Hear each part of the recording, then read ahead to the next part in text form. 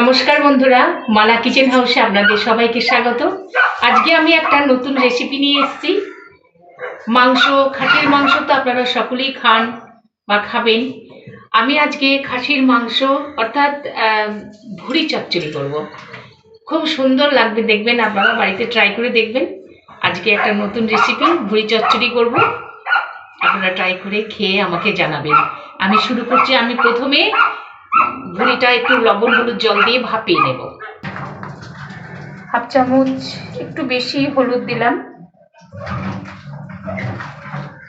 আর half চামচ মতো লবণ দিলাম।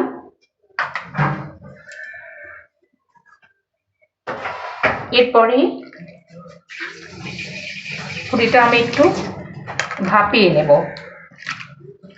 ভুঁড়িটা ভাপিয়ে নিলে কি হয়, যে ভুঁড়ির একটা গ্যাস গন্ধ সেরকম নয়, যেরকম হালকা থাকে, ওটা গ্যাসটা কেটে যায় আর সেদ্ধ হয়ে যায়, খেতেও ভালো লাগে। এর সাথে একটু চর্বিও দিয়েছি বন্ধুরা। একবার সবটাই আমি ভাপিয়ে নেব। জাস্ট একটু ভাপিয়ে নিয়ে জলটা ফেলে দিয়ে তারপর আমি রান্নাটা করব।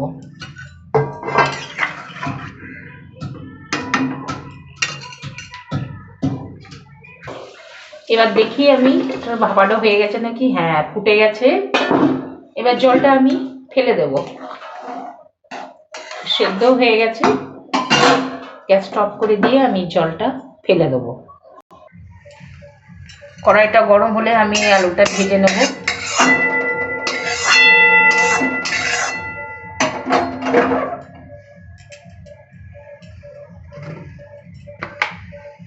এবার আমি আলুগুলো একটু ভেজে নেব।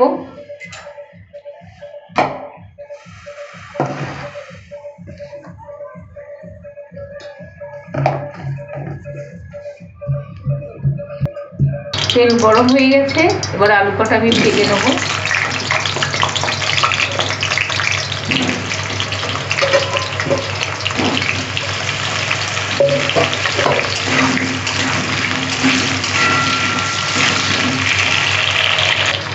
আলুগুলো আমি একটু হলুদ আর অল্প লবণ দিয়ে আলুগুলো আমি ভেজে নেব। লবণ হলুদ দিয়ে আলুটা ভাজলে কালারটা সুন্দর আসে, তাড়াতাড়ি সেদ্ধ হয়ে যায়।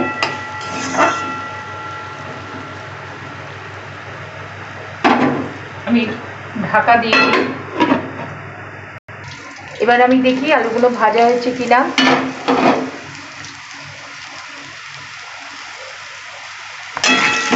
আলুগুলো লাল লাল করে ভেজে নিচ্ছি আমি। আলুগুলো ভাজা হয়ে গেছে। এবার আমি আলুগুলো তুলে নেব। আলুগুলো আমার ভাজা হয়ে গেছে, তুলে নেব। তারপর আমি ভুঁড়িটা করব। এইভাবে আলুগুলো ভাজলে কি হয়, আলুগুলো সেদ্ধ হয়ে যায়, দেখতে ভালো লাগে, খেতেও ভালো লাগে। তেল দিয়ে দেব, সর্ষের তেল।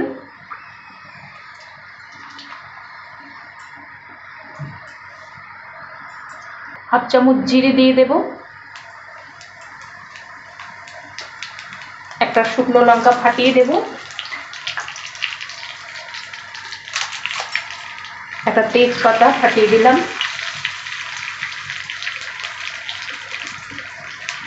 এবার একটু গরম মশলা, দারচিনি আর ছোট এলাচ দিয়ে দিলাম।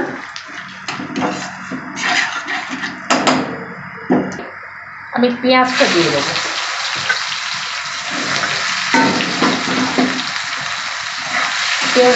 পেঁয়াজটা একটু ভাজা ভাজা হোক, হালকা লাল হয়ে আসলে তখন আমি মশলাগুলো দেব।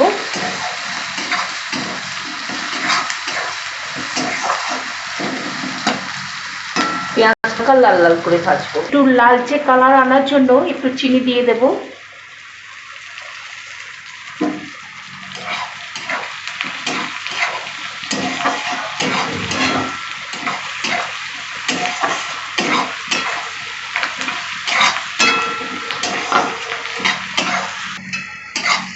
ভাজা হয়ে এসছে। এতে টমেটো, কাঁচা লঙ্কা, আদা দেওয়া আছে। এই মশলা পেস্টটা আমি দিয়ে দেবো।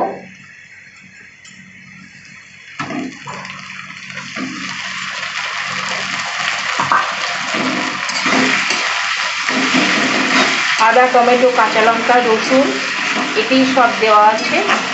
আলাদা করে দিলেও হতো, আমি একসাথেই বেটে করে নিয়েছি।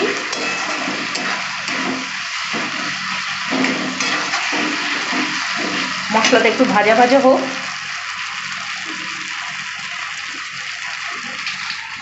এরপর আমি কিছু গুঁড়ো মশলা অ্যাড করব। 1 চামচ জিরে গুঁড়ো, 1 চামচ ধনে গুঁড়ো, 1 চামচ হলুদ গুঁড়ো,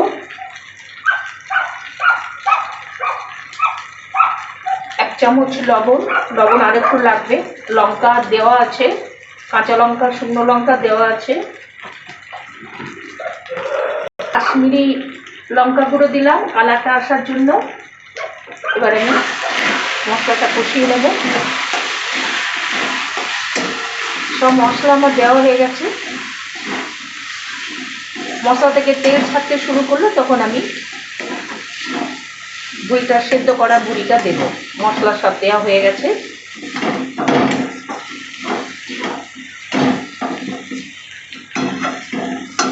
একটু জল দেবো, নালে পুড়ে যেতে পারে, যার জন্য একটু জল দিলাম।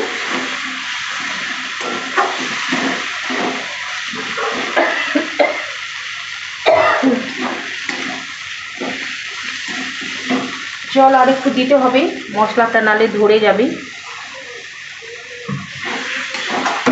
আমি গরম জল করে রেখেছি, সেই গরম জলটা একটু দিলাম।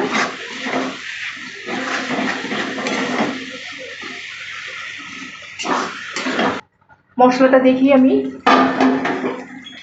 মশলাটা কষা হয়ে গেছে। এরপর আমি বুড়িটা দেব। বুড়িটা লবণ হলুদ জল দিয়ে ভাপিয়ে রেখেছি, এবার আমি বুড়িটা দিয়ে দেব। আপনারা এইভাবে রান্না করে দেখবেন, খুব ভালো লাগবে। অনেকেই হয়তো খাননি, কেমন লাগবে ভাবছেন, কিন্তু ভালো লাগবে। মাংসের মতোই প্রসেসটা, মাংসের মতো কষিয়ে নিতে হবে।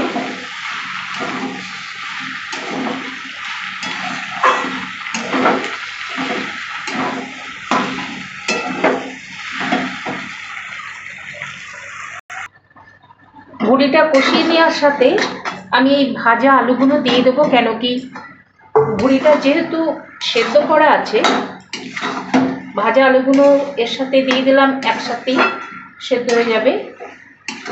আলুও আমি লবণ হলুদ তেল দিয়ে ভেজে নিয়েছি, আর বুড়িটাও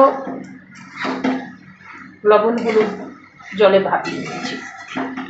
অতএব দুটোই আমার ব্যবস্থা করা আছে, বেশিক্ষণ লাগবে না। কষিয়ে নিয়ে একটু অল্প জল দেবো, হয়ে যাবে। দেখুন বন্ধুরা, এই মাংসর মতোই কষা হচ্ছে, সবই প্রসেসটা মাংসর মতো। না, আমি বুড়ি চচ্চড়ি কিন্তু অনেকে শুধু করে, আমি শুধুও করেছি, আবার আলু দিয়েও করছি।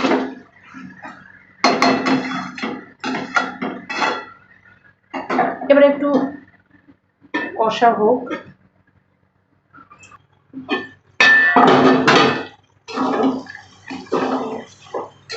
মাংসটা আমার অলরেডি কষা হয়ে গেছে, এবার আমি জল দিয়ে দেব। বন্ধুরা, আপনারা এইভাবে কষিয়ে করবেন, দেখবেন খুব ভালো লাগবে। পরিমাণ মতো অল্পই জল দেবো, বেশি দেবো না, যেহেতু আলুও ভাজা আছে, বুড়িটা সেদ্ধ করা আছে, বেশি জল লাগবে না। অল্প পরিমাণে দিচ্ছি আমি, বেশি জল দিলে আবার কাদা কাদা হয়ে যাবে। অল্প অল্পই দিলাম, আর এটা হতে থাক।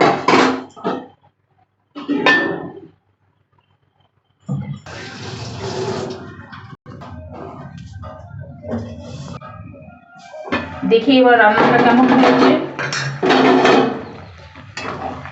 অলমোস্ট রান্নাটা আমার হয়ে গেছে। এবার রান্নাটা আমি নামিয়ে নেব।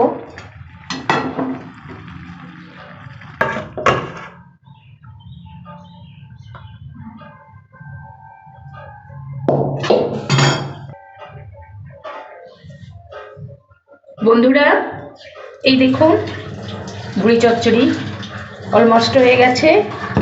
খাসির মাংস বিভিন্ন রকম হয়, কিন্তু খাসির ভুম করা হয়। তা আজকে আমি বানালাম খাসির ভুঁড়ি চচ্চড়ি। আপনারা বাড়িতে ট্রাই করবেন, এইভাবে করবেন। মাংসের মতোই মশলা লাগবে, সেভাবেই দেবেন। প্রথমে হলুদ লবণ জল দিয়ে এটাকে একটু ভাপিয়ে দেবেন, তাহলে সেদ্ধ হয়ে যাবে, ভালো লাগবে। তারপরে আদা রসুন পেঁয়াজ দিয়ে যেমন মাংস করা হয় সেভাবেই করবেন, ভালো লাগবে। এই দেখুন রান্নাটা কত সুন্দর হয়েছে। আপনারা বাড়িতে এইভাবে ট্রাই করবেন, দেখে ভালো লাগবে। বন্ধুরা, আমার এই রান্নাটা ভালো লাগলে আপনারা একটা লাইক দেবেন, কমেন্টে জানাবেন কেমন লাগলো, বন্ধু বান্ধবদের সঙ্গে শেয়ার করবেন। আর সাবস্ক্রাইব করার জন্য অনুরোধ রইল, চ্যানেলটা সাবস্ক্রাইব করে দেবেন আর বেল আইকনটা ক্লিক করে দেবেন। আজকের মতো এই পর্যন্ত, আবার নতুন রেসিপি নিয়ে হাজির হব। ভালো থাকবেন, সুস্থ থাকবেন, ধন্যবাদ।